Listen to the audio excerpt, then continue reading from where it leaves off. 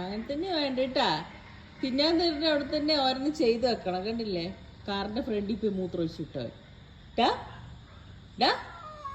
എന്തേ കാണിച്ചത്?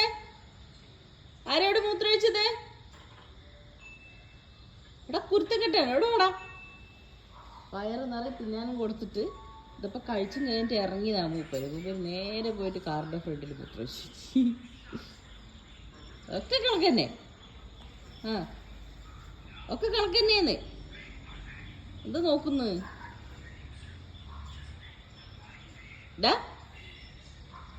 എല്ലാത്തിൻ്റെ കീഴിലുണ്ടോ ഓരോ കുരുത്തം കെട്ട സ്വഭാവം. ഓറഞ്ചോ ഇങ്ങനെ ചെയ്യാ?